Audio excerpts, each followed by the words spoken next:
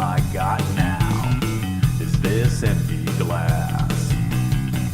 Drop it in, throw it down. Can I get me another round? I'm digging Paul.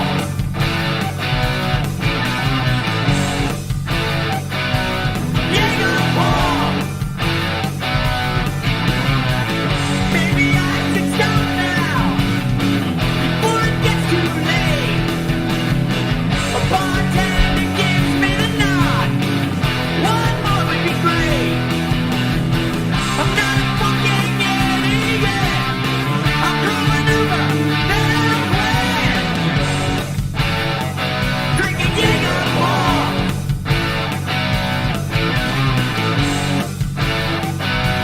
Jaeger Paul. I could be drinking whiskey. I could be drinking beer. If I could drink responsibly, why the hell would I be here? Drinking Jaeger Paul.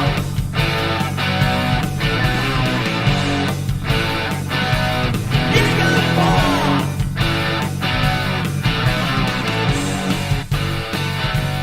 Jaeger Paul.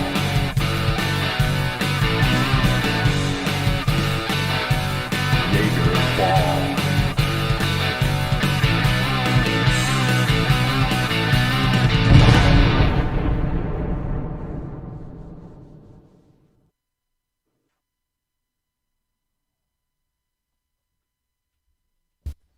What's up, everybody? What's up? How you guys doing? I see all kinds of folks over here already.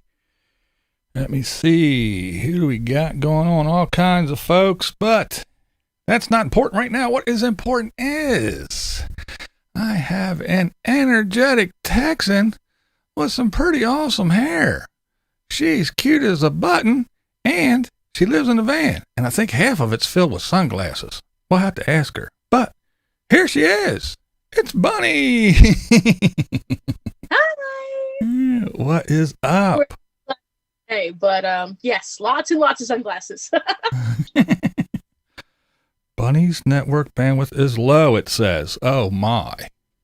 Why? We were just doing so good. I Hang know. on. Well, hopefully we don't lose you. Oh, and just as I said that, Making an adjustment. bandwidth. Is this Bandwidth. There she is. Slow mo. we're trying to Okay. If all else fails, I will walk myself to my van. We'll try this in there at a different location. That's the beauty of van life, right? That's right. There's Marilyn. Hello, Marilyn. I'm glad you're home. Let's say hellos real quick. And there's Tina. Hello. What's up? Oh my goodness. There's so many people that I am really excited came over. Yay! Yes. There's a Big Easy. Kathleen Klein. Debbie. I always love that. Debbie. Dreaming out loud. What's up, guys? I just sent her a hi, Deb. That's it. Baylor Canyon is 40 miles. There we go. 40 miles south. Lola. Mm. Hi, Lola. Jaeger bomb. No Jaeger bomb today. I'm drinking coffee and water. I'm slacking today. Charles said it was windy. All right. There's Linda Lady Redskins. Hello. Rideshare Road Warrior Rick. Hi. There's Lola. There she is. Lost on land again, Lola. And Vicky Van Gogh, her partner in crime, of course. That's right. I'm not Chuck. Hello. Welcoming me to the dark side. Yes. Yeah. Strong's Adventures. Ninth Element. What's up, man? How you doing there, dearie? All right. Well, you know how we do this, folks. Anybody who's been here before, when I have a guest, I just ask a couple questions, get us rolling, and then we're just going to have a conversation. And when you guys have a question, It helps if you do that at BlindViews. That way I can see it real quick. And because I am the blind guy, so you got to get my attention somehow, and you can't yell at me. But yeah, so if you have any questions, just get them in there. But I guess the first thing I want to ask is, Bunny, who is Bunny? How when you were young, were you a good student? Were you adventurous? Were you what kind of kid were you? I have always been all over the place. All over the place. No, really, I did a little bit of everything whenever I was in school, and I actually got my namesake Bunny from being in school. I was the mascot at my high school. Weird, yes, awesome. But it stuck with me. I mean, I'm not complaining. I'm an adult now, and I still get to go by a child's name. Yay! That's right. But yeah, I mean, otherwise, I'm an only kid. My parents liked to travel whenever I was young. I always enjoyed it. And then whenever I became an adult and had to grow up, I could never do anything in travel. So I found a way to make it work. And that's what brought me to van life and traveling. So that's how you got started. All right, well, my next question was going to be, when you said I'm going to do this van life full time, did any of your family go, "You're nuts, what are you doing"? But I guess not, huh? So I started off actually with probably somewhat of that reaction, because I started off tent camping and they were like, "What? You want all over the country in a tent?" But at the same time, I have super supportive parents that whenever I decided that I was going to do something, they were just like, "Okay." Hesitation, but okay. But they were very much so behind the overall vision that I had of sharing different kinds of adventures with people and to find a way to do it. And so that was really good. And otherwise, I'm pretty sure some of my family still scratches their head about the van. Not necessarily my mom and my dad, but others in the family are probably like, why? And then also, I'm sure that some of them don't necessarily always understand the reasoning behind what I do, but that's okay. It's fine. That's right. Is there a reason why you chose the vehicle you chose? Yes. So I have a tiny NV200. It has wonderful fuel economy. Before I was in the van, I was in a Nissan tiny little car also, and I was getting about 35 to 40 miles a gallon. And I drove it almost 90,000 miles. And so I wanted something that would take me on similar adventures and get similar fuel economy, because that was the most important thing, because I do move around so much. And looking at the big guys, even though they were super nice, I was seeing the price tag of gas going up, up, up. And that kind of steered me away from that. So instead, I decided to go with my gut and go with something that was smaller and more manageable. And in doing so, I've already put like 25,000 miles on my van, I think, since I got it. So nice. It's worked out. Chuck wants to know, what part of the country do you call home? Texas. That's right. Big old Texas. Yep. I'm from the North Texas area originally, and that's where I come back to whenever I come back to my little base camp area still. So what came first? Not the chicken or the egg. The travel or YouTube? I actually started out with travel. I had a friend, kind of long story short, I was in a dead-end job that I loved the people that I worked with, but I'd capped myself and I was absolutely out of my mind. And a friend offered me a position traveling with a company. I used to work in sports, and this got me back into sports. And it was 2 weeks in a different city for 6 months. And so each to another city. And I really fell in love with the different things that I would find on the road whenever I was doing that, because I had a freedom that I'd never had before in being able to do that. So whenever I came back from that job ending, I decided I need to figure out how to implement that into my regular life. And somehow along the line, I thought, why not share that with other people and do YouTube? So I started out with traveling first, and then I figured out how to do it more economically because I didn't have a company paying for me to travel. So I started road tripping, and that became something that somewhere along, I always tell people, somewhere along the Grand Canyon, I knew this is what I was going to do in my life. I hiked the entire South Rim, and I had this like epiphany moment when I was with my really good friend. She'd gone on me with my first road trip. And I was like, we're doing this. I don't know how we're doing this, but we're doing this, the YouTube thing. It will work. And so definitely travel came first. The YouTube was a portion of that. But yeah. Well, now that you are a tuber, how much does that play a part of your travel? Do you just kind of go where you want to go, or do you have a thing in mind where, oh, this would make a good video or good content, or does it play a part, or how much of a part does it play? It's a little bit of both. A lot of times whenever I set out, I have maybe a couple places that I definitely want to go to. Like, for example, I went to Colorado for like a month and a half, and I had decided that there were a few things in Colorado that I definitely wanted to see now that I have a van and could, because previously I couldn't because I was tent camping and I couldn't find camping in the area. But now I could because there's so many more options. So I decided that there were a few things I definitely wanted to see. And in doing that, I kind of just said, okay, I want to go here. What's around that? And then I just drove, and I would find places that would work out and make it work. And that's what I kind of like. I don't like to have a regimented schedule because I like the flexibility of being able to go. But at the same time, I do like to be able to have the freedom to say, okay, if I do want to go to this place, I don't need to feel pressured just because, you know, I want to do all these other things too. So I don't like to speed myself up too much and then miss out. Every so often I'll pick something that is time sensitive. Usually not so much though. I just kind of go. Ken wants to know, do you do your own hair? It's awesome. Yes, I do, because I'm never in one place enough to trust one stylist. I used to have a good barber, and I loved him so much. He was amazing. Whenever I first went to this haircut, it was actually by an accident situation. And he used to always cut my hair for me, and I loved him. He gave me the confidence to rock it. But then he moved, and I then went on the road, so it didn't really do me any good. And so... yeah, we learned. We learned to cut our own hair.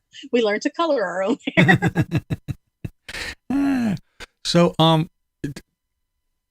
if you don't mind, tell us a little bit about your job in the sports field. I found it fascinating. I found it to be pretty cool. So, I started out in newsprint. I worked for a small town newspaper, and I did sports writing and I did a little bit of everything, to be honest, at the newspaper because it was a small town newspaper.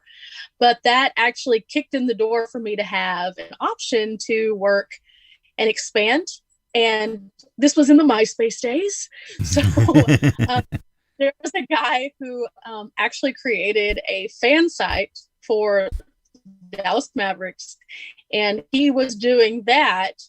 And I somehow managed to befriend him and contribute some content to his fan page.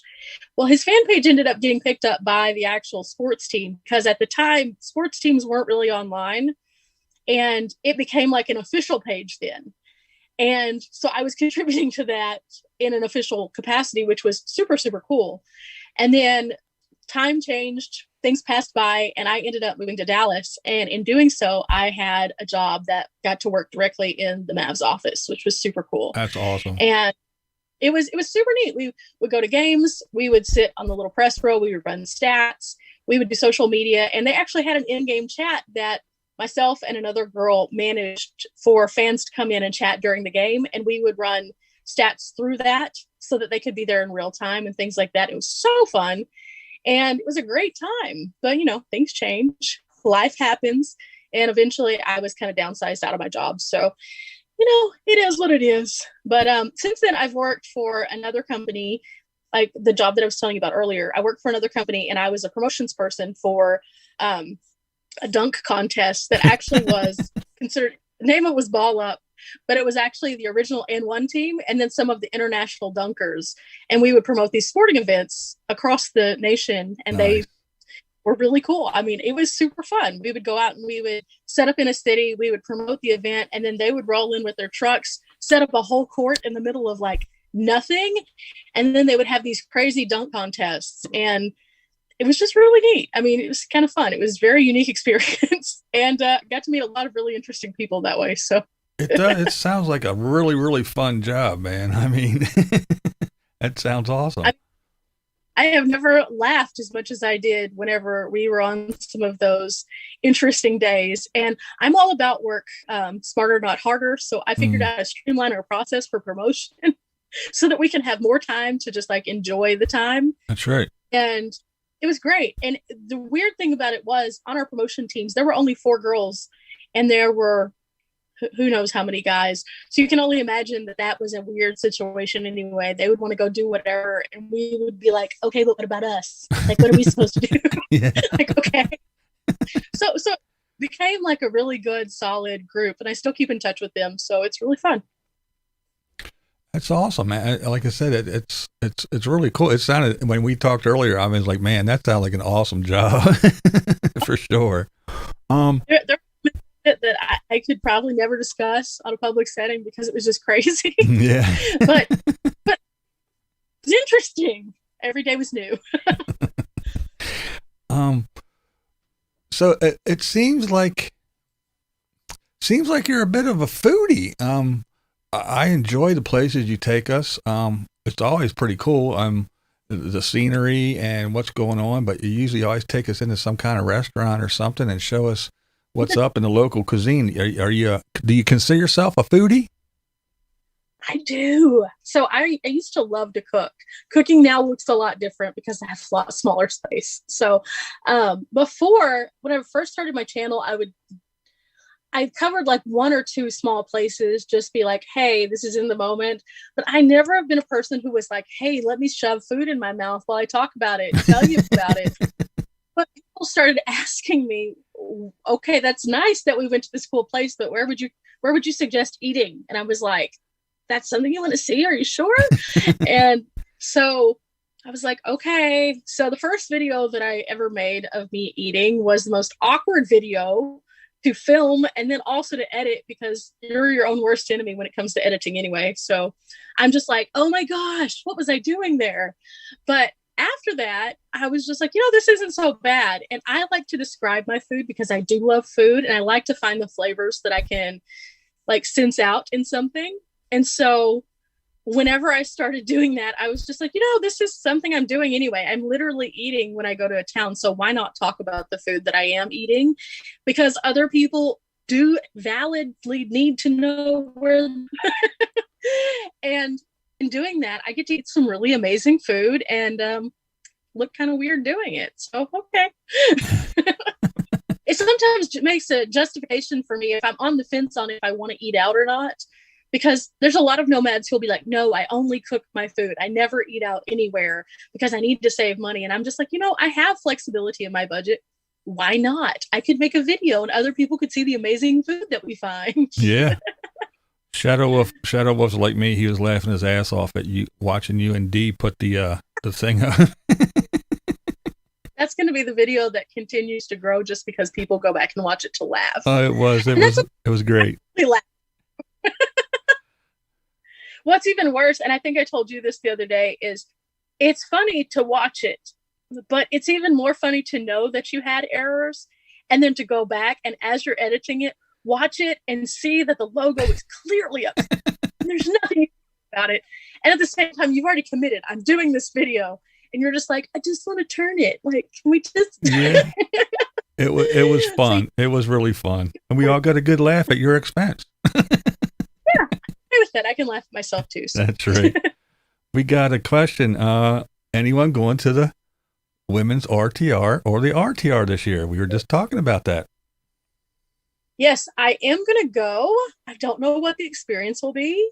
I know that there's a few other people who are definitely going that I'm excited to see out there. So if nothing else, we'll just all have a little kumbaya moment in the desert. Woohoo! But definitely going to go because I've never been. So I want to at least go check it out. And then I can say, check, been there. Okay. And then I can assess if I want to go back again next year. There you go. I'll never know. That's it. While traveling, good place to eat is important. Always stop at the local places and find the best food. Exactly. Yeah.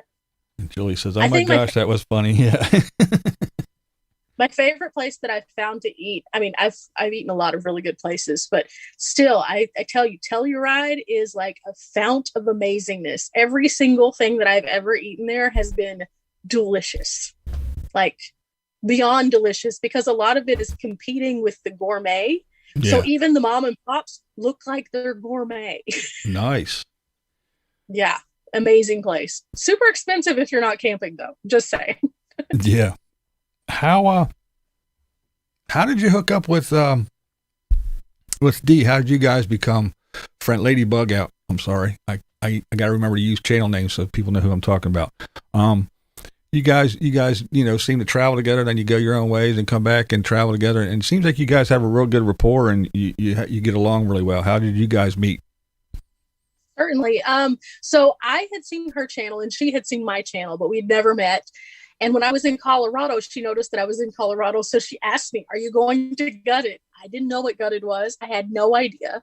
And so I was like, "What is Gutted?" So I asked her, and sure enough, she sent me in the right direction. And I ended up going. And I got there really early that day because I was already in the area. Most people were driving super far. I was already like right in the backyard. So I got there super early. I had already set up and I could see her driving in. So I was like, "Where is she going?" And I thought this is going to appear real weird where I'm like, "Hey." But at the same time, like as soon as she parked, we ended up running into each other like right after that. And it wasn't because I was being an awkward stalker, but we ended up running into each other. And it was just like we had known each other forever. She is such a good person. And at the same time, like there's certain things that people connect on that we have similarities. And I think that also, like as weird as it sounds, I think that the world puts you into a position to meet the people you're supposed to meet at the right time. And I feel like Dee was definitely one of those people because she is such a positive, uplifting person. And I needed that to some extent because it was toward the tail end of my Colorado trip. I was tired. And I was just like, "Oh my gosh, this is amazing." And now we just bounce things off of each other. We have our own little group text with Dawn also. And it's great. Like, it's great to have that community and then to be able to get together and do silly things that are mindless things maybe, but at the same time have a really good like rapport, like you said. It's just, we're really good friends. It's awesome. It is. It is. I mean, I first saw you, both of you, at the during Lollapalooza. I saw you guys, and you did a video, and you guys were just hilarious. And she seemed like she was really cool. So I started watching you. I was like, I don't know. There's just something that I was instantly drawn to your. I don't know, man. You're just so full of life, and you're so exciting, and your camera presence was there, and of course the hair and the sunglasses. I was just drawn in right away. And so then I started watching you, and I watched Ladybug out, and I was like, wow, I can see why these two hang out together. They're both awesome people, So it was fun to watch.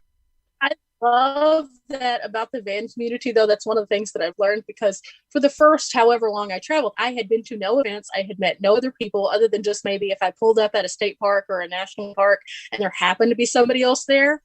But it was to be able to be around not only people who are in vans. The Gutted event was awesome because, again, first van event, and there are like 200 vans there or something like that.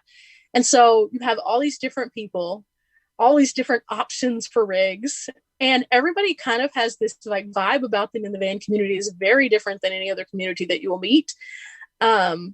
It's more accepting, I think, is the thing, because at that event, there were older people, there were younger people, there were people who definitely had very professional builds, there were people who have very simple builds, and people didn't look at each other for what they brought to the table as much as who they were, and what they kind of like chatted about and stuff was all very similar. The situations are similar. And so it was super cool. And that's the thing that I've loved about going to event now, is that I have that, even though I haven't met somebody before, there is like that immediate, we have some, and so it's really cool. So I think that that's kind of neat. What you would is like we have so much, would have never known this person had we have not gone out to a van event of all things, the desert. And now people can laugh at the internet as we pop up tents wrong.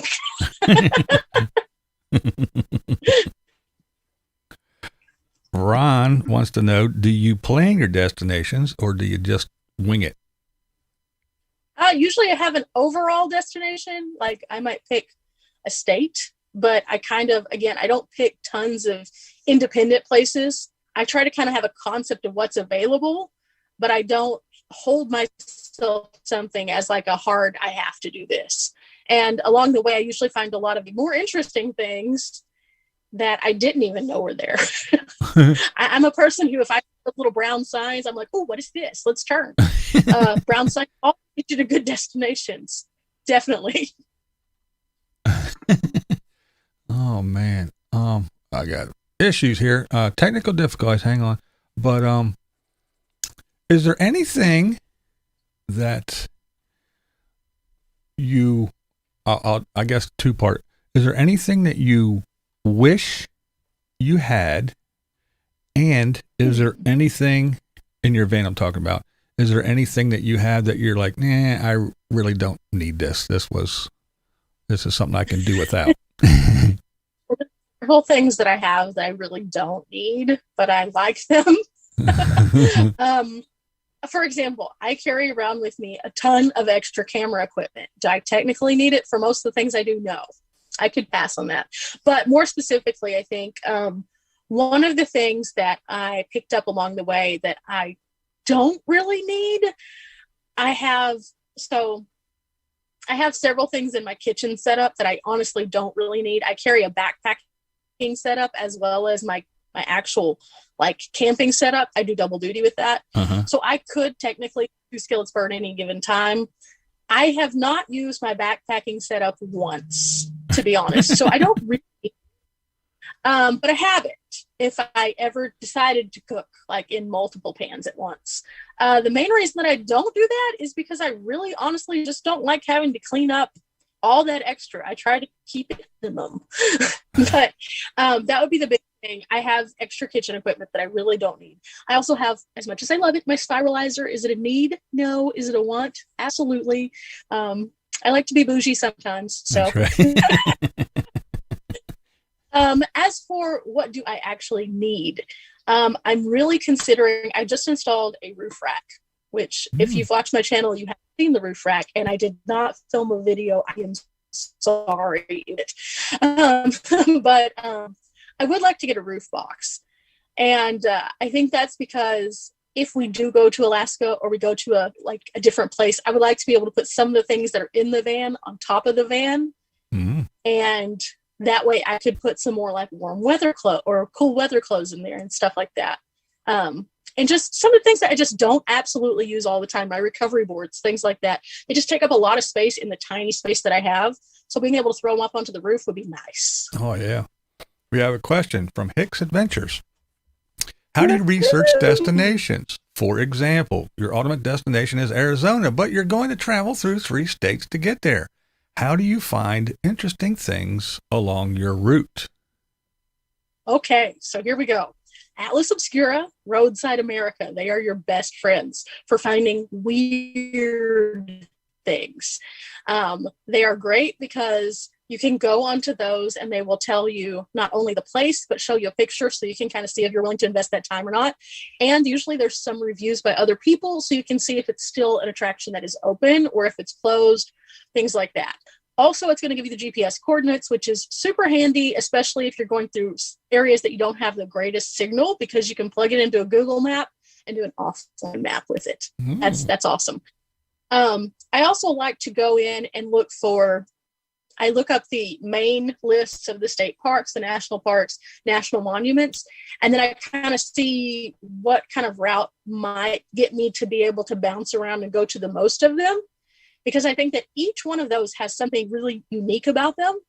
And as you kind of start pinpointing the little things like the Atlas Obscura or the Roadside Americas, and you kind of put them with the other, it'll give you a pretty distinct path as the way that you would be interested in going, that you're going to get the most bang for your buck when it comes to driving.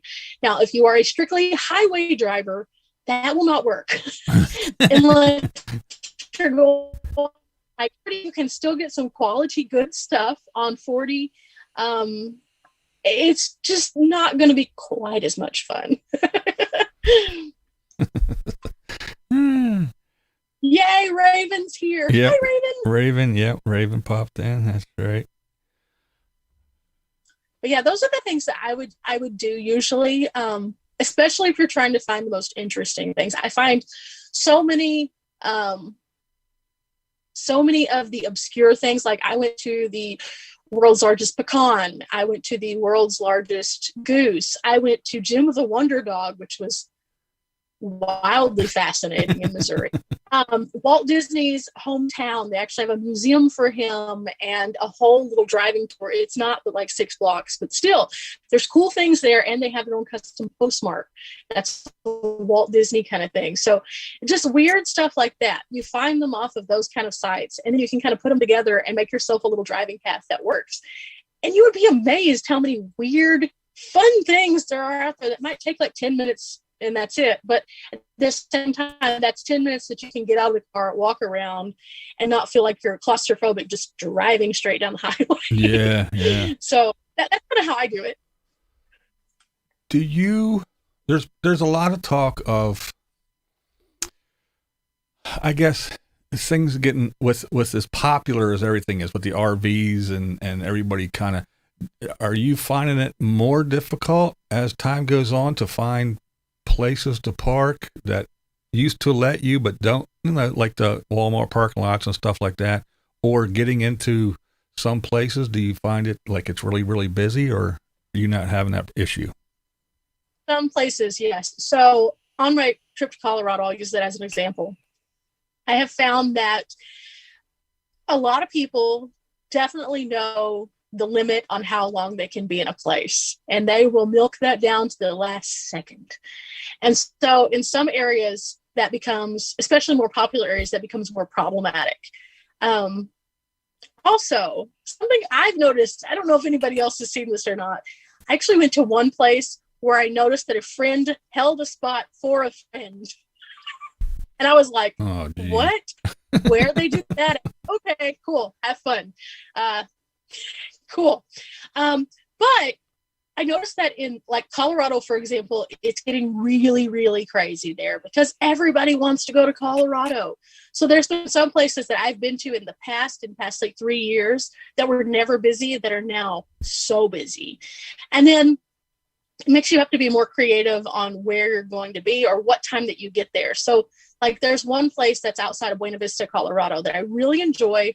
It's called the Clear Creek Reservoir. I went there this year and it was packed. Every other time I've ever been there, I've literally been one of maybe 2 people there. And so I was just like, okay, interesting. So I came back to it a couple of weeks after I'd been there for the first time because I was passing through the area. And I noticed that it had cleared out, but it was like a Tuesday. So if you get there at a different time or consider making your plans, not necessarily just on a weekend or something like that, it's not so bad. Mm-hmm. But there are more people who are working remotely now. So there's a lot more people places. There just are. I went to, in fact, I have a video coming out pretty soon where I show the process that I went to find a campsite. And I went through 3 different options before I physically found a spot and I ended up staying. But I mean, I try to find the benefit in everything. And, you know, Walmarts aren't as accepting now. So that is less and less of a moment for you. I watched a video that one particular channel put out the other day, and they were suggesting all these places that you could try. And as I'm listening to it, I was like, that wouldn't work in most places. Yeah. And it's not that I want to like say, no, you're wrong, but I'm just saying, no, those places don't work now. Even small municipal areas are starting to crack down on people in certain sections of the country that normally wouldn't. And it's just because people are taking advantage. I mean, even in my local area, there was a lady who kind of took advantage of the local Walmart. So people got to stop taking advantage. Ken wants to know what the name of that app was again. He got half of it. The one you use. Oh, Roadside America or Atlas Obscura. I don't know if either one of them have a free app, but I know that their websites are both free. I don't like to pay for apps if I can find an alternative. There you go.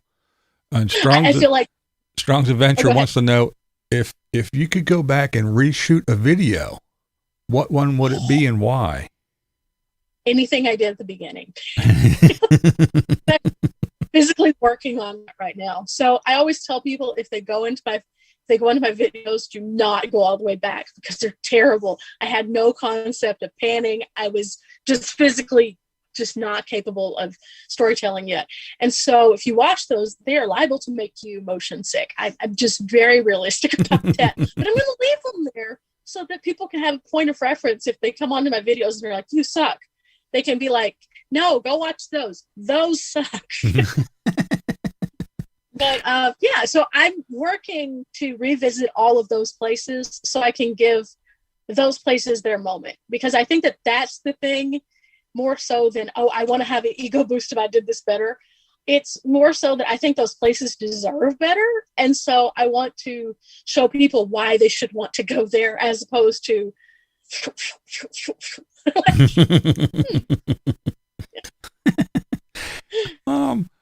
all right, we talked about you sitting down and eating and going, does really anybody want to how I always think when I see people doing this, how long did it take you to get used to, and are you even used to sitting down at a table talking to yourself in a restaurant? The whole thing. If I'm there physically by myself, I just let them know. If when they're trying to seat me, hey, I'm the weird person who talks to myself. I have a camera. I record everything. I'm a blogger. Can you please sit me in an area where I'm not going to have somebody else in my background? Because they might not want to be in my video. And usually at that point, there's like, okay. And so after that, I have a whole tripod. I set it up and I just have it. And I'm just like, at this point, I talk to my hand so much going to all these other places. It's not weird to do it while I'm eating. It just takes me forever to actually get to eat my food. and I always say I lose with food. It's the same thing whenever I cook. If I'm cooking for an extended amount of time, smelling the smells, being excited about it, I sit down to eat. I am not physically able to eat as much as I probably would have if I would have just got the food and eaten it immediately. So it's the same thing when recording a video. I'm starving when I go to most of those places, and yet I take away my food because I physically can't, because it just took me that long. Yeah, I always think about that. I'm like, because walking down the street, out and about, yakking to yourself is one thing, but when you're sitting down in a restaurant and you're at a table by yourself and there's other people around, you're sitting there, like, who is this crazy person? Conversations with some of the people, and then other people just ignore you because they're just like, okay. Have you seen the influencers in the wild site? I always am afraid I'm going to end up on one of those because I do. But that's okay. Oh man. Now, YouTube, do you like obsess over the numbers, watch numbers, or do you just do videos and have fun and just roll with it? I try to just roll with it. If you just look at the numbers, it's going to drive you insane, because there are some people that I've spoken to who are just like, I know this video is going to do really well. Okay. I never know when a video is going to do super well. Yeah. I think that part of it is that because I do such obscure places, I know that most of those places, if somebody's physically looking for something, they may or may not ever find that video, and that is okay. For those who are looking for that, they will find it, and I hope it is useful to them. With the van videos, you can always tell they're going to do a little bit better because people are very interested in van stuff. Mm-hmm. But at the same time, I don't try to obsess over something. I can tell when YouTube is being crazy. That I can tell with the numbers, but otherwise, I'm just kind of like, whatever, I know that there's going to be my core audience who watches the videos and they're going to enjoy them. And it's because they enjoy just the journey. in general. And along the way, we pick up a few extra people. That's cool. Yeah. Yeah. But Exactly. sit there and slave over just the numbers factor consistently, it would literally drive you insane. Yeah. I've been on the platform for, I think in April, it'll be 5 years. And it has been an up and down journey. But I also know that there are people who've been on the platform for no time and they've already hit 20, 30, 50,000. Yeah. And if I sat there and I was like deconstructing myself saying, why haven't I? Oh my gosh, I would make myself nuts. So instead, what I do is I try to set realistic goals. So I set benchmarks for myself. And that's just to make sure that I'm consistently moving, because I feel like if you don't have a goal, you'll also get very lax. So what I do is I pick somebody who I really like their stuff, who I really enjoy their things. And I'm like, okay, this is where they are. And we're producing kind of similar content. So if I'm moving at the same speed that they are, then I'm doing things okay. Because that means that we're both hitting the algorithm points like we're supposed to. Yeah. And we're both progressing at a normal speed. Cool. And then if I overtake them, I'm just like, yes. It doesn't mean I don't watch them anymore. That means I still like them. It just gave me another goal. I have to find another person. But I think it's a healthy way of looking at goals as opposed to really beating yourself up over a single number. I would like to hit 10,000. I am very close to hitting 10,000. But at the beginning of the year, I had no clue that I was going to be close to 10,000. So it would have been stupid for me to be like, I'm going to be so sad if I don't hit 10,000. There was no way for me to tell that I would be there. Yeah, right. So again, I try not to just like get stuck on that. That's just, that's such an unfair metric for you to like beat yourself up over. Right, right. We have a comment that says, I love how you give the history about obscure and some familiar places, which is why I can connect to your videos. And I agree. Yay! That makes me happy because it's always been my goal. Like always. I think that there's so many cool stories around the whole area that we have out here to explore, just in the United States alone. Like I'm sure there's other stories elsewhere, but I'm in the United States and a lot of times we don't realize what's in our own backyard. And so finding those things and being able to tell those stories is something that I am so excited to do because I always call it gaining brain wrinkles. I know that we don't physically gain brain wrinkles whenever we learn something new. I've looked it up. I don't. I still like the concept to think that I do. So I think that that's the thing. I've always enjoyed the extra knowledge. It makes me a better person to learn about the backgrounds of things.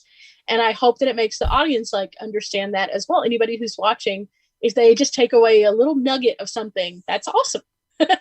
Well, it's good for a couple of reasons. Well, one, that, but you see, there's so many travel channels and nomad channels and everything.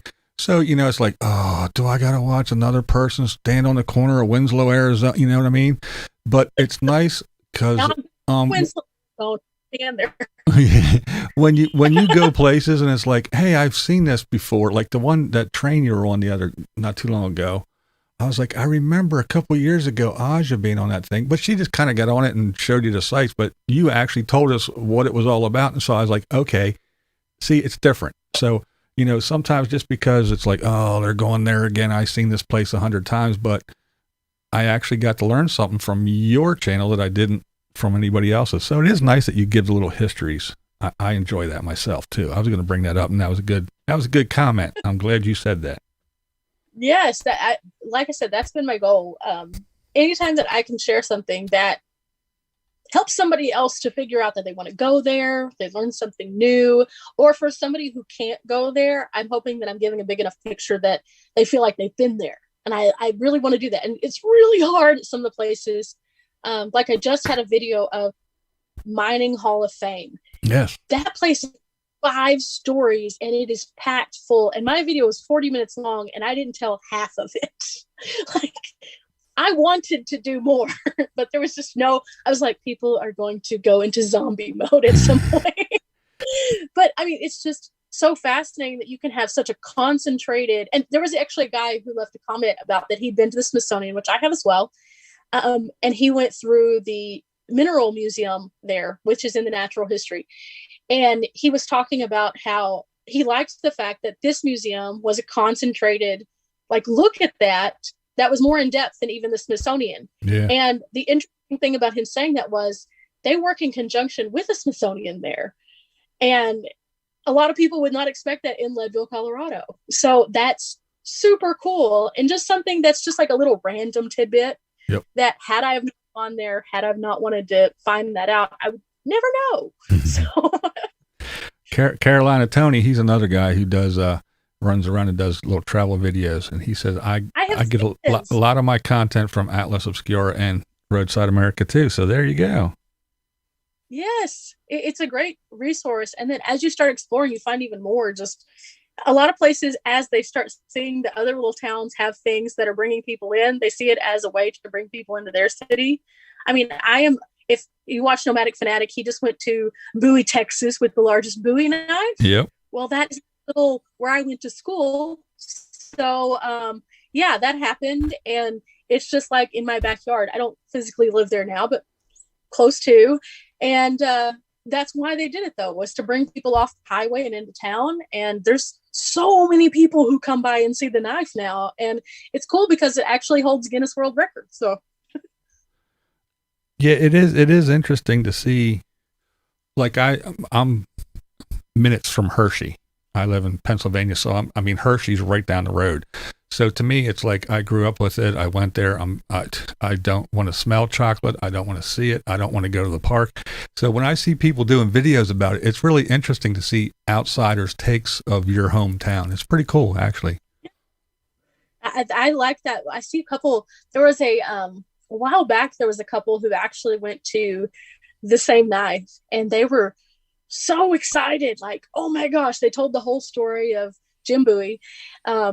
And they were just like, yeah, look, they have a rodeo ground. And I'm just like, oh gosh, they noticed the rodeo grounds, which is the other thing that Bowie's really well known for. Is they used to have they still do have a really considerable rodeo, but they used to have a very large, huge rodeo whenever rodeos were much bigger than they are now. Yeah. And so it was just neat. And then they stopped at the local Dairy Queen, and they were just so excited because they were getting a blizzard.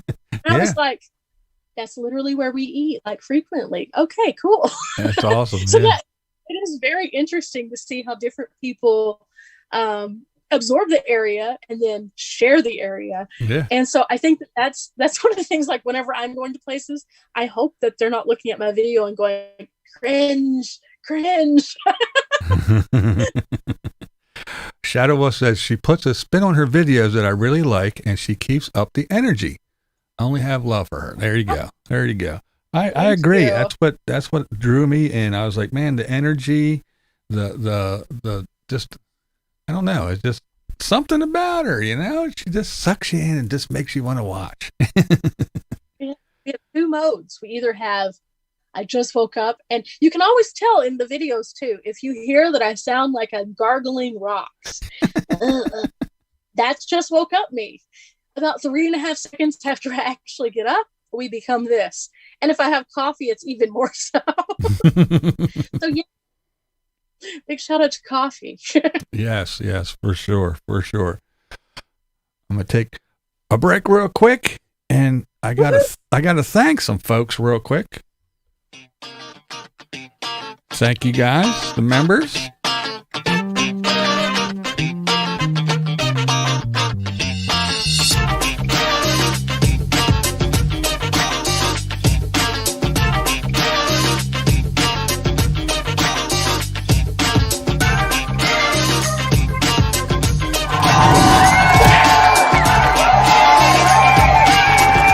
Thank you to the members. All right. Lola says, have you ever done a makeup tutorial? Your makeup is always so perfect. So I had another channel, and I tried to do that there, and it never turned out like to be woo. I decided at that point that I was not a makeup YouTuber at all. But thank you. Yeah, awesome. That's what I'm saying. The hair, the makeup, she's and for living in a van too. I mean, come on. It can't be easy looking good all the time when you live in a van. There's also levels to that. If you don't see eyebrows on a video, we didn't do our makeup that day. Carolina Tony says, to be honest, I've never heard of Bunny, but now I will and learn from her as I do all creators that I like. Well, there you go, Tony. Carolina Tony. I got to meet and hang out with Tony. He's an awesome guy. We hung out for a day in Gettysburg. In Gettysburg. That's a place I have not been. That one day I will go. Well, when you go, you let me know and we'll meet. That's not far from me either. I'm hoping to go back toward the east if I don't go to Alaska next year. The east is just a little weird with trying to find places. Like, I spent more time stressing out about trying to find places in the east than I ever do in like the Midwest or the West. And it had to be like one of those things where I was in my car at the time. So that's part of it. I had to actually physically have a campsite, but it was just harder. And the things that I would find were reserved usually. And I'm like, oh my gosh, it just was stressful. Yeah. So I need to give it a shot. Well, the East, over here in the East, especially the Northeast, it's, the new, everybody came here, settled and everything, you got, Philadelphia and the Declaration of Independence, and you got the Liberty Bell and all that, but it's all like windy little roads and low bridges and everything. So RVers, it's not really RV friendly. So therefore there's not a whole lot of parks and things like that. There are some. So, I mean, it's nice for vanners and everything, but, for RVers, there's not a whole lot. So just kind of like everybody kind of like stays away just because of that. But yeah, there's some cool places, but again, you'd have to be a vanner or something because it's just not RV friendly. I want to go to Rainland. That is where I want to go there. Sounds insane, but I really want to go. I saw a video somebody did of the Randyland area and how he had created this world that's like a bright colored, fascinating place. And I was like, wait a second, that looks like a great place to just go on video. I like bright colors. This is great. That is on my list. That and the Mr. Rogers statue. I want to go there. Mr. Rogers. There you go. A weird thing out of all the things. I'm just like, those are the two things that I definitely would go to. I went to Philly though, whenever I was traveling with the basketball group. And so I already got my little cheesesteak fix and everything from going there. That was awesome. But we stayed out, just like literally we stayed right outside of where the Sesame Street Park is, whatever that is. Anyway, we stayed right there. And I was just like, we're basically in the suburbs. There's not much to do here. And we're traveling as a group. So the guys found it so not fun that they would drive all the way into New York every day. And I was just like, why? There's other things to do, but they would leave us stranded. So unless we could Uber somewhere, I was like, okay, just going to have to come back to explore this area at some point. Like, yeah, there's some interesting places, a lot of history around the Northeast. I mean, you go up into, Boston and everything. And then of course, when you go way up into Rhode Island and all that, it's just gorgeous. The ocean is everywhere. About like Vermont. Yes. Everyone tells me you need to go to Vermont. I'm like, I want to go, just haven't been yet. And Maine. So I'm like, okay, I'll eventually check that. Well, there's something. Boondock is easy in the South. If you have local plates, out-of-state plates are viewed suspicious. Do you find people look at you different if you have out-of-state plates and you're somewhere weird for a while? Do they kind of like, hey, who is that chick? The only time, and I'm going to say this, and if anyone in here is from Texas, I am sorry. I'm not coming at you. Colorado. So I was in Colorado for a while, obviously, and I noticed I was at the laundromat and this guy came up and he was talking to me and we what it is that I do. I noticed that he was looking at my van, and come to find out he's actually a police officer. That's fine. But he noticed that I was from Texas. And after I told him about my channel and stuff, we started talking a little bit more candidly. And he made a comment, and it was kind of echoed from other people that I had met also. And then my own experience at that.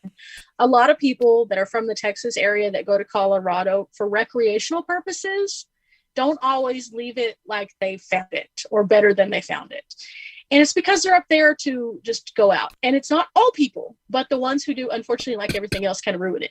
So he was suspicious of my vehicle because it had a Texas plate, because that they had had an influx of people from Texas who had been not so nice to the BLM land outside of town. And I personally experienced that as well while I was there. So in no case, if they have had an ongoing issue with a certain people specifically, yes, they will look at you a little crazy to make sure you're not part of the problem. Right. But otherwise, not so much. I mean, most of the time, I just look like a little service van for the most part. So yeah. I take my little magnetic signs off and I am just a white service van. Of course, I'm starting to look less like a service van as I make modifications, but that's okay. Do you like traveling by yourself, or do you like traveling, like if you and Dee or somebody else, do you like traveling with a couple other people, or do you prefer to travel alone? Or I like both. I like the freedom of just going by yourself because I don't like to set a timetable of where I need to be. And so it works out pretty well for me. If I'm having like a lazy day where I wanted to sleep for a little bit longer, if somebody else is with me, I feel more able to get up and go, even if I'm tired. That usually isn't the case, but just saying, using that as an example. Mm-hmm. But I also like to have that companionship of somebody traveling with me. When Dee and I travel together, it's usually only for a few days time, and we kind of do our own thing, and then we kind of get together, and then we do our own thing, and then we get together, and it works out super great. And at the same time, we both have a similar thought process on how we travel, so mm-hmm. It works out better in that particular way. But for the most, again, I just like to be able to load up and go, and then just kind of meet people along the way. Yeah, it just works out better for me. Especially with me filming, and if somebody who doesn't film, it's hard because I know what I need to do for everyone is going to want to move at that particular pace. There's some days where if I need to crank out 5 or 6 things that I'm doing because I'm doing 5 or 6 things, I need to move a lot faster. And there's some days where I just need to go slow, depending on what I'm doing. And then there's some days I just don't film. Yeah, I've talked to some people that traveled in their little, groups for a while, and they say it's fun for a while, but to do it all the time because you have, like you were saying, it's like, okay, we're going to meet and we're going to all leave at 9 a.m. and we're going to go to the next place. And then you're there at 9 and then you're waiting for the straggler that's still 9:30 and you're like, where are you at? And all that shit. And then you have the like you were saying, filming. If you have a bunch of YouTubers, it's like, okay, well, I don't put my video out until I'm gone, so nobody can come find me. And well, I'm putting mine out tomorrow. Well, I'm putting mine out next week, and it's that whole thing of scheduling. It's just a hassle sometimes when you're with a whole bunch of people. Well, not a whole bunch, but even just a few people. So I could see where it would be fun for a while, but then it's time to go do your own thing. I call it real life land because it's not my van community. It's my other world beyond my van. All my friends that I knew before I started traveling, if you want to travel with me, you certainly can. However, traveling with me is not going to be like traveling like a normal person. It's just not. The way that I do things is very different. The way that I do things is not always necessarily strategic for YouTube or anything like that, but I know what I do need. For example, just like we were talking about eating, I know that when I sit down to a meal, it's going to take me at least 10 minutes after I get my meal before I put a single bite in my mouth, probably. Mm-hmm. because I have to film it, do my B-roll, do all that kind of stuff, so that I can make sure that the people see what it is that I'm eating, so that if it is delicious, they can know what's delicious instead of just me being like, this is good, yay. Normal person is going to look at you like, can we just eat? And if there's two of you there, you need to also show what they have to eat so that you can have variety. Yep, that's correct. That's correct. So it's not just like a normal thing to be on YouTube. It's just not. And so most people, unless they are on YouTube, it's just kind of a bizarre thing for them to have to participate in. So it makes it harder to travel in groups. And then there's also people who just don't want to be on film, and that's fine too. Yeah. Yep. That's like me. I with me being blind, I can't drive, so my wife drives everywhere. And even when we went to Lollapalooza, she doesn't want on YouTube. She wants nothing to do with it. So she's like standing way over there, and I'm in the middle of everybody, and just so she's not on camera. But it is interesting. We have a question from Butterbean. She wants to know, how do you prefer to grocery shop? Do you pick national chains, or do you find farmers markets and stuff like that? And I'm going to add in, since you do live in a small space and you have limited space, how often do you have to go, and how do you store your food? So I have a huge dry food bin. Underbed storage, I have these, I think they're like 12 by 15 like pullouts. And I have one of those that is a huge dry food bin. And so I try to keep like tons of different things. And one of the things that I do, which is not related to the question, but to something that's kind of a heads up, anything that I buy, I try to take out of its original packaging so I can maximize that space as much as possible. So good tip. I can actually put quite a bit of stuff in there, but normally for different places, I will have different choices. If I am in a larger community, I like Trader Joe's a lot. That's from me living in Dallas for so long. I really liked Trader Joe's. So me and Trader Joe's are friendly. If there is not a Trader Joe's, I will find a chain store. If I'm driving and I see a really good produce stand, I will stop, because really good produce stands, you can't beat that. But I kind of do a little bit of everything. A lot of times, like, okay, let me just give an example. If I know I'm going to be going on a trip that's going to be a lengthy trip, like my Arizona trip that's coming up, I know for a fact that I want a certain thing for breakfast, and it's a dry food. I looked everywhere in my local stores. I tried to stock up before I go. I couldn't find it anywhere. If I am getting ready for a trip, I know that that's going to be a possibility. I start in advance, and I'll order on Amazon. I don't care. Hash browns. That's the thing that was the problem. Hash browns. But I will search out the things that I want, and I will take that extra time to find it if it's something that I truly do want, like the finding it on Amazon. But typically I will try to shop in the community that I am in if I'm there for more than a week, simply because you want to support the economy. And if that means that they have a larger grocery store, cool. If that means that they have a mom and pop, that's okay too.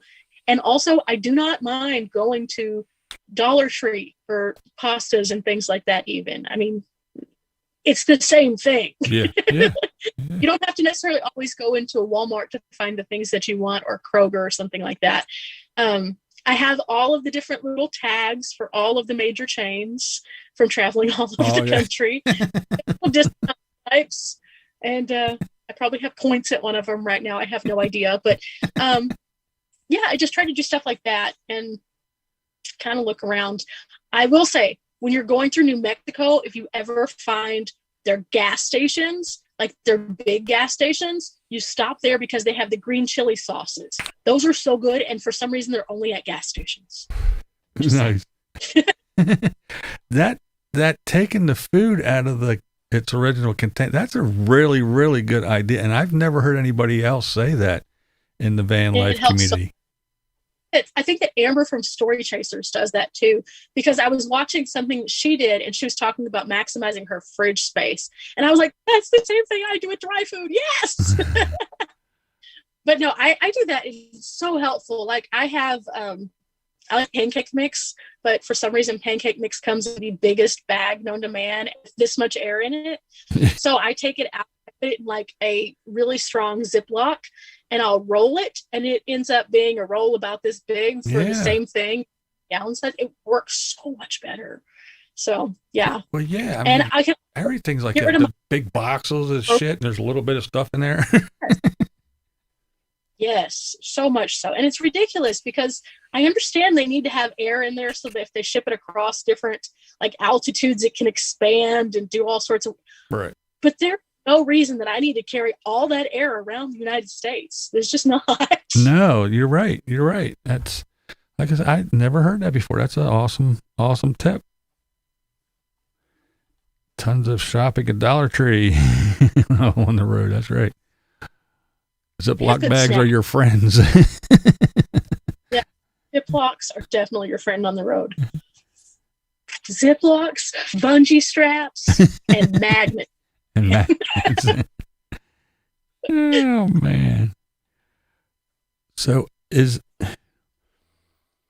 where did you have an idea of what or how you wanted your van space to be, or did you kind of like get in it for a while and go, and then figure it out as you go? How'd you do that? So I knew that I wanted to use what I had already when I started out. So I just took my camping cot and threw it in there. And I was like, that's a nice place to put it.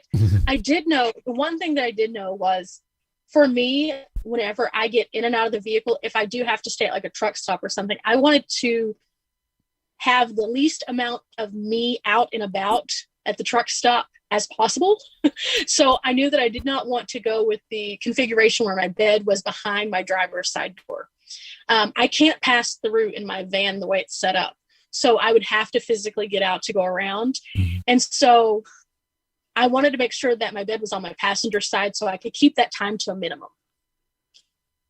It's just a weird security thing that women think about, but it makes me.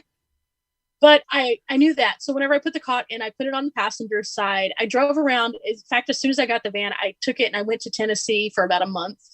And I moved some things that I had in there kind of around, but the bed I really liked in that spot. It seemed to check all the boxes for me. So I decided that that was a good place. And I also decided that even though a lot of the Euro channels that I would watch, because there's not a lot of references for my tiny van, in the States, right, a lot of them would have the rock and roll bed that they could pull out. And I started looking at that as I'm driving around with my little static bed going, well, I could have a lot more space if I did that. And then I could add this cabinet, all that. But I was like, do I really want to pull my bed out every single day? Yeah. No. There are some days, especially whenever I was hiking all the time, there's some days when I would get back from a hike and just be like, I just want to lay down. Like, I'm done. Like, I don't want to change. I just want to lay down. So the static bed really was the way for me. I don't think there's a right or wrong answer for that. Every person's different, but for me, that worked. Yeah. And then I kind of built my setup around that. And I keep changing it. In fact, I changed something the other day on it again. I mean, I don't feel like it will ever be complete. I'm even considering doing something completely different with my flooring again, just to try something out. I mean, why not? I get bored. Well, we do that. Yeah. We do that with our homes. You know, when you live in the sticks and bricks, you move pictures around, and we're tired of this rug or this carpet or whatever. Hey, so why not? Exactly. And because I don't have everything built in where it's in a stuck position, I mean, I really could literally take everything out and completely do everything, and it wouldn't take much time to do that. Right. Like, I changed out my fridge, not because I needed to. The other fridge works perfect, but somebody had asked me if I would consider a smaller fridge because my gray fridge was huge. And I was like, well, yeah, I actually have a smaller fridge. I bought it before this one. So I went ahead and took it out and put the white one in. And I've been using it to kind of test it to see how I like it before I review it, because I don't like to tell people, go buy this unless I know that it's going to be good. But I've had it in there for quite some time and I love it. I haven't really shared it on a video though, because again, I don't want people to go with sticker shock of, oh, she's got a new fridge, I need to go order it, because some people will do that. I don't ever want people to feel like they need to buy something when I can't tell them, honestly, I love this. Yeah. So, fully reviewed. There, Tim Mo Bang for your bucks. He said, "Lol Bunny, ask me how many times I reconfigured my minivan." I was watching some channel the other day, and he was like, "We're on the 4th iteration of this particular van," and I was like, "I understand that. That resonates with me a lot." and you know, one of the things that I also think is wild is the fact that if you are doing a van and you do everything perfect the first time exactly how you want it, like, I have so much respect for that, because I'm like, I find something and I'm just like, ooh, squirrel, I need to go do this now. or like there's one thing that I was looking at the other day. I've been trying to get my cold weather set up completely prepared, because I'm going to be in some super cold temperatures whenever I'm traveling. Mm-hmm. So I have certain things that I already have that I've been using. But when we were at the Vanarchy event, there was this guy who had this little heater that he had bought. He wanted to test how much power it would pull. And I was like, okay, bring it over. We'll plug it into the Jackery. So we plugged it in the Jackery, found out how much it would pull, how long he would need it on to heat up his space, because he has a space like mine. And after that, I was like, I want that now. So here we go, ordering things again. And I'm just like, why? But it's super helpful, because if I use that and then my Noggle, oh my gosh, I can be like sweating in the van. So there we go. Never finished. Have you ever pulled up someplace and you're ready to park and you got that feeling where you're like, there's nothing obvious, but you're like, no, I just don't feel it, and left? I had one situation that it was more obvious. I've only had 2 weird situations, period, in traveling, where I was like, ooh. But one was whenever I recently showed this one. It was where some poachers had gone out there and they dumped some bodies and left them. That one didn't sit well with me, and I'm kind of glad that it didn't, because they were still illegally hunting in the area, and that's just dangerous. A whole bunch of people out there playing cowboys and Indians with their guns in an illegal hunting area. No, thank you. Right. They did them, by the way, just to follow up on that, but side point. The only other time that I've had a weird situation, I was in Tennessee, and somebody came up to my campsite, and I was still in my car with my tent, and I hadn't really set anything out. I was kind of surveying the area, figuring out what I wanted to do. And they came over to where I was. They were talking to me, which is fine. But they were kind of looking around me and kind of at the things that were in my vehicle. And it didn't sit right with me. Like, it's not okay to kind of, especially a single woman, a man who you do not know, they're asking you weird questions. They're saying the trigger words. I live around this area. I check on the campground. I drive through here every night. Those kind of things, while looking through you at your stuff, doesn't really do so well. And then on top of that, the guy gave me directions to the gas station after I'd already kind of told him I was leaving. And come to find out, he gave me directions to a gas station that was in a area that was about the size of my pinky, instead of the major town that was actually closer. Oh. I'm not trying to play Deliverance out here. Let's not do that. So that was the only 2 times I've really had a weird situation. But I think that if you really pay attention to your surroundings, it kind of tells you, hey, you need to get out of here. Right.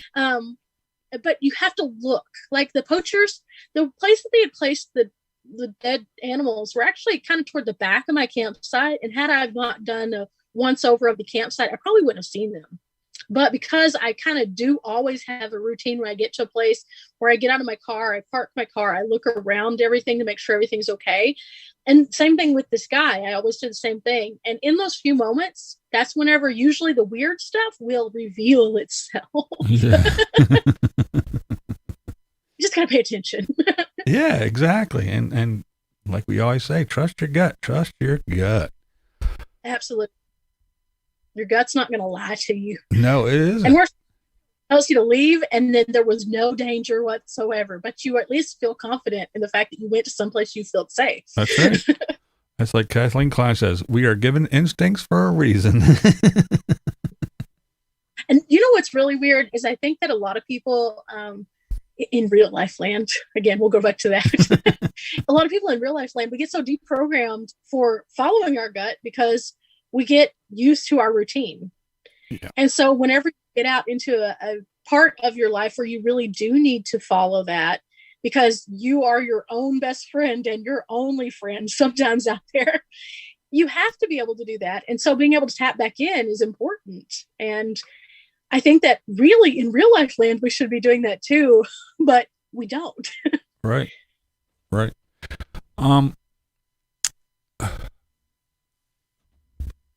Adventures Over 50, Tracy.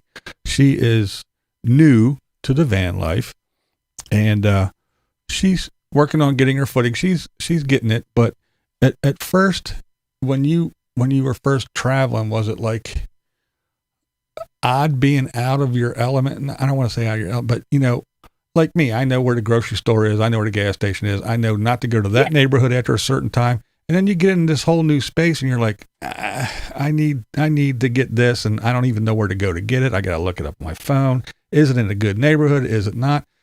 Is it rough at first? I think that it is an adjustment for sure. Whenever I first started out, I'm about to drop you. Hang on. Sorry. Whenever I first started out, I did that 2-week road trip with my best friend. I had no idea where we were going, like whatsoever. I just dotted some places on the map that I was interested in, and we went. And there were a couple of places that we went that, looking back, knowing a little bit more now, probably not the smartest choices that we made. How, we were there together, so we were safety in numbers. But I remember that the trip that I took after that, I went to a more familiar area. And in doing that, I felt so much more comfortable. And then I started kind of building my confidence of where I'm going, what I'm doing. And then I took off and went to DC. And of course, I have no concept of that. I am tent camping in Maryland, right outside of DC, riding the metro. I've never been a person to be afraid of the city. I mean, I always would go out and do things in Dallas and things like that. But at the same time, you're still in a different kind of place. And being aware of your surroundings is a huge thing. But at the same time, those little things that you don't think about.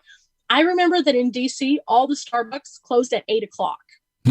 And I was so confused by this because I would be going on my adventures all day long. And at the time, Starbucks was the only place that I knew had free Wi-Fi. So I would be like, oh, I'm just going to go get a Starbucks coffee and I'll go upload my video real quick. And then you would get there and it's like, they're closed. What? Why are they closed? Starbucks in my area is open till 10. I don't understand that. So little silly things like that you don't think about suddenly become strange because you're like, why is it not like this? Yeah. Or like the grocery store, gas prices are different. And it's things that you expect, but at the same time, you don't anticipate fully because you're just starting out. And so you have to kind of get into the rhythm of expect the unexpected, and that all days are not going to be the same, even if you're doing similar things. Right. That was what, it didn't take long for me to do that because I'm very adaptable, but at the same time, there was that. And like, there's some places that, for example, if you go to the Southwest, tons of BLM camping. You go toward the East, we just talked about this. No BLM camping, very few campgrounds that are going to not be booked up in advance. Mm-hmm. And so just even knowing things like that, it comes in time with the amount of time that you're willing to spend on the road getting to know that. And the more places that you go. Yeah. I tried to cover as many states as I possibly could. And I think that actually helped me a lot. The weird things like, for example, Oregon, you can't pump your own gas, just like Jersey. Mm. Weird. But at the same time, like, it's something that you don't, as a person in any other state, think about. So when you go there, it's such a, why? What else is different? It starts making you second guess other things that are completely unrelated just because you're just like, but if that's different, what else is different? What do I need to know? Yeah. It's going to be like, and at the same time, Oregon rest stops, they have free coffee in the morning. Where do they have that at? Not very many places. No, right. Okay, cool. So you learn different things, and you also familiarize yourself with the people who you're going to find in those different, I think, more. Um, there's neighborhoods that are going to be bad that you're going to have to drive through eventually. Yeah. And it's just about kind of being aware again. It all goes back to being aware. Yeah.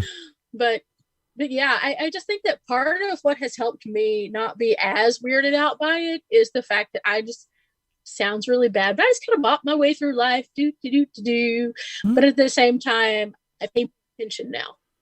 I don't let things get to me, because if you let them get to you, that opposed to you winning in that day, and you have to win every day. Period. Do you avoid, or do you go into big cities or anything? I mean, in a van, I guess you could probably just go to some place and pull along the curb and sleep if you want, you know? I don't really love to sleep in big towns. It's not that but I don't love it. It's not because I'm afraid of it necessarily. It's just that I try to pick a place that's a little bit outside of town, and then I'll just commute back and forth. I would rather, like, for example, Atlanta. Whenever I was in Atlanta, I would rather stay at a truck stop outside of Atlanta and then go into Atlanta versus finding a place to stay in Atlanta, simply because I don't know the community well enough. I wouldn't want to be in the wrong place at the wrong time in a place like that does have a higher crime rate. If I know that I have 10 minutes on the road, a place that I know is safe. Right. Because they have security, they have lights, all of that. So for me, it's just about picking a place. And like, same thing with Memphis. I've stayed at a truck stop outside of Memphis twice now, and it's the same truck stop each time. I know what to expect whenever I go there. I can then go from there into Memphis to do whatever I want to do, and then go back out to the truck stop if I'm staying there overnight, or I can move on down the road. And it's just, again, certain areas of Memphis that if you look up campsites, or you look up freecampsites.net, and you find people are boondocking here or boondocking there, that might have been their independent experience, but it may not be your independent experience, because it changes constantly because kind of how the city is moving. Yeah. And some cities just, they're going right now. So I try to be a little bit more mindful of that. And if there is an option that's not in the thick of it, I'll pick that one. Is there any place that you haven't been yet that you really would like to go? Alaska. Maine. Canada in general. There you go. Yeah, there's tons of places. Like, even within some of the places that I have been, there are places. I have the ongoing bucket list constantly of every state. I literally have one for each state, and I just continue to add to it. There's places that I've been to Miami before, and there's places in Miami I still haven't visited. As weird as that is, because, you know, Miami's just a tourist destination, but there's some cool places there. So every place that I've been, there's still places left to explore. Like, even the small places, I'll find something out about it. In a video, if I post a video, people are always like, did you check out this? I'm like, now I have to go back. How? Now, when you travel and you see so many places, I know there's got to be a bunch, but is there any place that you have been where you're like, I'm going to definitely come back here as often as possible? This is like one of my favorite places. Do you have? I really loved the Pacific Northwest, and I feel like I only got to halfway experience it because I was in a car. The Pacific Northwest is a unique place in that their homeless population is very large right now. And there are certain areas that will not accept you as a tent camper because of that. Oh. It's not that they are like, oh my gosh, you're a bad person. It's just that they've had bad experiences. So they just make a blanket rule, no tents. I understand. I completely understand. Right. So I was only able to experience portions that I would like to otherwise experience. So I will definitely go back there. There's so much that I haven't even gotten close to scratching the surface on exploring up there. And I could literally go up there and spend months. There's just Olympic National Park by itself. Oh my gosh. I have never seen anything like it. It is amazing. I went out to the Ruby Beach area, and it's a beach that's just covered in these huge, like, redwoods that have fallen and then washed back to shore, and it's gorgeous. Wow. And it's just amazing. And then just a few miles down the road, you can actually go down there and see the cliffside with all the little sea urchins and the starfish and stuff at low tide. It's just so beautiful. And then I think one of my favorite places up there, whenever I went to the Hoh Rainforest, the greenest green I've ever seen. It's just gorgeous. I can only compare it to possibly, from the videos that I've seen, because I haven't been here personally, Ireland. Oh. It's just gorgeous though. And it's a place that whenever you, like, I know growing up, I never knew about the rainforest being in the Pacific Northwest. I never knew that. No one ever said, hey, yeah, by the way, in the United States, we have a rainforest. I would have been there. But it was just so neat to just go up there and experience. And literally in that one park alone, you can experience so many different subsections. And it's just insane and so beautiful. And so, yeah, the Pacific Northwest, I would check that box time and time again. Let me go back. Nice. I'm going to go up there sometime soon. Gina is up in Oregon, and so she's like, come up. Yes. All right. Well, I think we're going to start wrapping this up here. We've been yakking for an hour and a half, and I definitely enjoy your channel, and I want all you guys who haven't yet, you better get over there. And I just, yep, there we go. Butterbean, thank you for posting the link. Thank you. And it's been up there a couple times this evening. So you guys go over and check her out for sure. Energetic, very good content. Videos are well put together. Awesome young lady. She grabbed my attention right away, and I followed her, and I had to get a hold of her. And I want to thank you so much for coming on and hanging out with us tonight, because I had a blast. I did too. And I have appreciated each and every person. I haven't gotten to everybody over here, but can I just say, if you guys have suggestions, please leave them over on my channel or email me. My email is in all of my links. So you can email me anything that you suggest, and I will try to check it out. Yes, because I always like an adventure. There you go. All right, guys. Thanks again for hanging out on another Thirsty Thursday. And you'll never know who I might drag on here next time. But again, thank you so very much for hanging out with us tonight, Bunny. I do appreciate it. Happy dance on the way out. All right, gang. Hey, you know how we do here. May all your babies be born toothless and naked. Don't let your meatloaf. Blind viewers are awesome, and I should know, because I'm BlindViews, and that's the way I see it. Peace out, guys. What we do here is go back.